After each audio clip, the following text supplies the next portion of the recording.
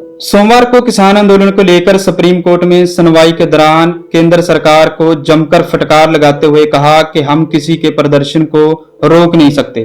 Court ने यह भी कहा कि अगर जरूरत पड़ी तो टुकड़ों में आदेश जारी करेंगे। कोर्ट ने इस मामले को सुलझाने के लिए एक कमेटी बनाने का हुक्म दिया है। इसके लिए केंद्र सरकार और किसान संगठनों के नाम मांगे गए।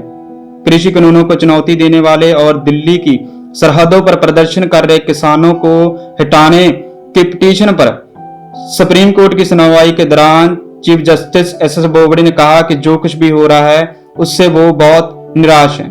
पूरे आंदोलन के साथ निपटने और सरकार की तरफ से हल ना ढूंढने पर सुप्रीम कोर्ट ने नाराजगी जताते हुए कहा कि हम सरकार से बहुत निराश हैं। आपने कहा कि हम किसानों से बात कर रहे हैं, पर सरकार क्या बात कर रही है? सुप्रीम कोर्ट ने कहा कि हमारा सवाल सरकार को साफ है कि सरकार क्या कर रही है। नाराज चीफ जस्टिस ने कहा कि आप किस तरह का समझौता कर रहे हैं। केंद्र सरकार की तरफ से आए लोगों ने बोलना चाहा तो चीफ जस्टिस ने उनको टोकते हुए कहा कि हम समझ नहीं पा रहे कि सरकार समस्या का हिस्सा है या हल का। सुप्रीम कोर्ट ने सरकार को दो लफ्जों में कहा कि आप कानून होल्ड कर रहे हैं कि नहीं तो हम इसको होल्ड कर देंगे।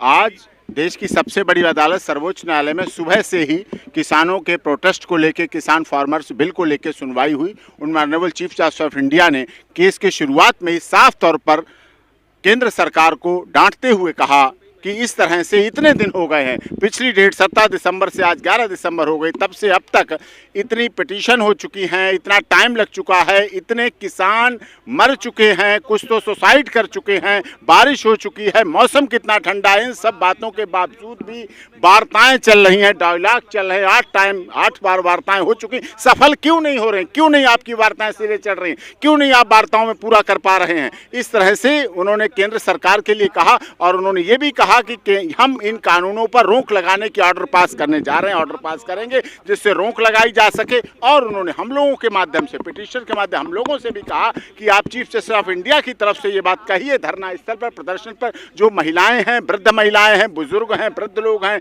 बीमार लोग हैं, वो यहाँ ना धरना स्थल पर ना बैठें, घरों में बैठें, क्योंकि जिससे मौतों की संख्या बढ़ रही। जब मैंने ये कहा कि 65 मौतें हो चुकी हैं, बहुत से लोग उनमें सुसाइड कर चुके हैं, और किसान अन्नदाता है, जब कहा जाता है अन्नदाता है और प्रथम विधाता है, तो उसके बाद किसान की बात क्यों नहीं मानी जा रही? किसान को क्यों नहीं इसमें रिलीफ दी जा रही? किसानों के भले का कानून है, तो किसान ही जब उसका विरोध कर रहा है तो आप इस किसानों के कानून को रोक दें, उस पर रोक लगा दें। रोक लगाना आवश्यक है। इससे फिर अटॉर्नी जनरल तरफ से कहा गया कि 26 जनवरी को 2000 ट्रैक्टर आ जाएंगे दिल्ली में। तो 26 जनवरी केवल एक सरकार की नहीं है कॉन्स्टिट्यूशनल डे। 26 जनवरी सबसे अधिक प्रसन्नता का दिन इस देश के किसानों का है, क्योंकि 26 जनवरी आने के लिए किसानों ने, स्वतंत्रता सेनानियों ने, हमारे देश के शहीदों ने बलिदान दिया, तब ये 26 जनवरी हम मना पा रहे हैं। 26 जनवरी हमारे लिए उतने सम्मान की बात है, किसानों के लिए उतने सम्मान की बात है, सरकार के लिए उतने सम्मान की बात है, और सुप्रीम कोर्ट ऑफ इंडिया के लिए उतने सम्मान की बात है।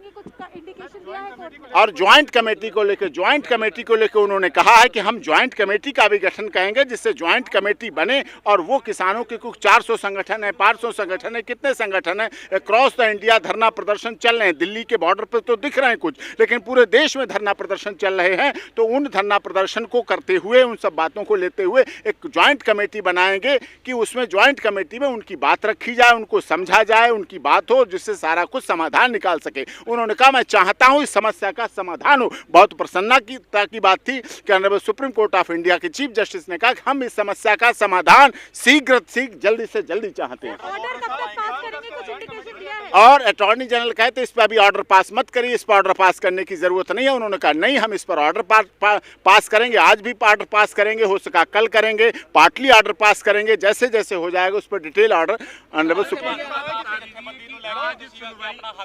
ਭਾਨੂ ਪ੍ਰਤਾਪ ਦੇ ਜਥੇਬੰਦੀ ਲੈ ਕੇ ਤੁਸੀਂ ਆਪਣਾ ਜਿਹੜਾ ਪੱਖ ਰੱਖ ਰਹੇ ਸੀਗੇ, ਕੀ ਤੁਹਾਨੂੰ ਕੀ ਟਿੱਪਣੀ ਕੀਤੀ ਹੈ ਸੁਪਰੀਮ ਕੋਰਟ ਨੇ ਸੀਜੀਆਈ ने? सीजीआई ने कहा आप ठीक है अपनी बात करें, जो मैंने बात रखी है कि 65 लोगों की मौत लगभग दिल्ली के आसपास हो चुकी है, अन्य प्रदेशों में भी हो रही है। किसान अन्नदाता है, किसान के साथ ऐसा क्यों व्यवहार है? किसान देश की रीढ़ की हड्डी है, किसान के बिना देश नहीं चल सकता। मल्टीनेशनल कंपनी प्रधान देश कभी नहीं रहा, कृषि प्रधान देश हमारा रहा है। तो इन सब बातों को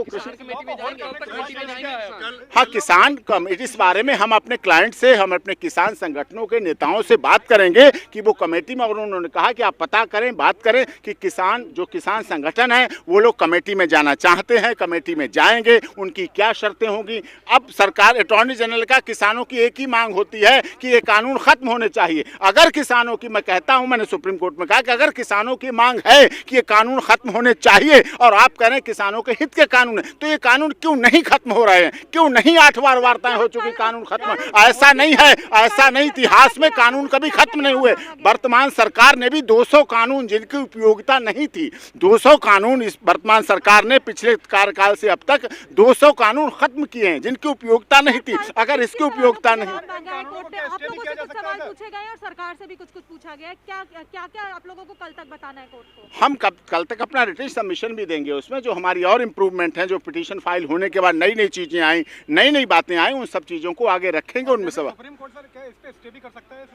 स्टे करने के लिए उन्होंने लास्ट डेट पे भी ऑनरेबल सुप्रीम कोर्ट ने स्टे के लिए कहा था, और आज स्टार्टिंग में ही कहा कि हम इसको स्टे करेंगे। तब अटॉर्नी जनरल को परेशानी होने लगी। स्टे क्या परेशानी, जब किसानों से संबंधित है। स्टे मतलब रोक देना, रोक लगाना कहाँ से गलत हो गया? अगर किसी वजह से यहाँ परेशानी, लोग मर रहे हैं, आप मौतों को नहीं देख रहे हैं, आप सरकार के स्टे के लिए परेशान हो रहे हैं कि स्टे ना हो, स्टे ना हो। अगर स्टे होने से इस देश के जवान, इस देश के किसान जिंदगी बचती है, मौतों से बचते हैं। अगर जवान और किसान आपस में लड़ने से बचते हैं, भिड़ने से बचते हैं, अगर दिल्ली के चारों तरफ रास्ते खुलते हैं, आम रास्ता बनता है, अगर आम राय बनती तो क्या प्रॉब्लम स्टे होने में?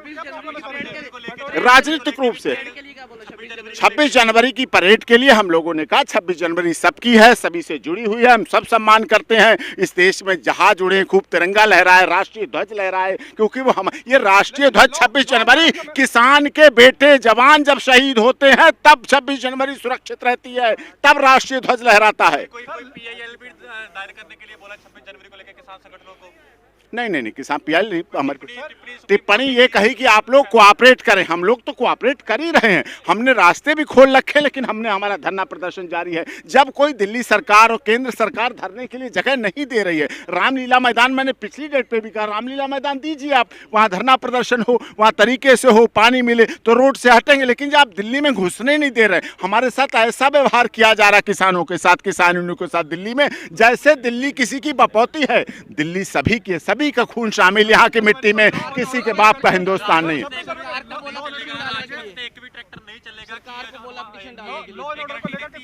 देखिए, उनका कहना इसलिए है, उन्हें गुस्सा है, उनकी नाराजगी है कि हमारी चुनी हुई सरकार, हमारे किसानों की चुनी हुई सरकार, हमारे भेजे हुए सांसदों की सरकार क्यों नहीं हमें दिल्ली में एंटर होने देती है। हमारे प्रतिनिधि संसद में बैठे हैं और राज्यसभा, ये भी मांग उठाई गई कि उसके स्पेशल सेशन बुलाइए, संसद में स्पेशल सेशन बुलाइए और उस पर चर्चा कीजिए। स्पेशल चर्चा करें, सदन में चर्चा हो। ऑर्डर आज भी आ सकता है, अभी कंफर्म नहीं, ऑर्डर आज भी आ सकता है, कल भी ऑर्डर आ सकता है, कोई कंफर्म उन्होंने कहा। अगर सब प्रदर्शन नहीं, वो पता चलेगा जैसा भी। प्रदर्शन को लेकर अगर कोई हिंसा होती है तो सुप्रीम कोर्ट ने इस पर भी कोई प्रदर्शन के लिए शांतिपूर्ण, आज तक कोई हिंसा नहीं। जो लोग मरते हैं, जो सुसाइड कर रहे हैं, वो हिंसा करेंगे। जो सुसाइड कर रहे हैं, अपना आत्महत्या कर रहे हैं, वो हिंसा करेंगे। आत्महत्या करने वाले हिंसा नहीं करता, वो अपने जीवन को बलिदान कर देता है, और ऐसे लोगों को शहीद के रूप में गिना जाना चाहिए।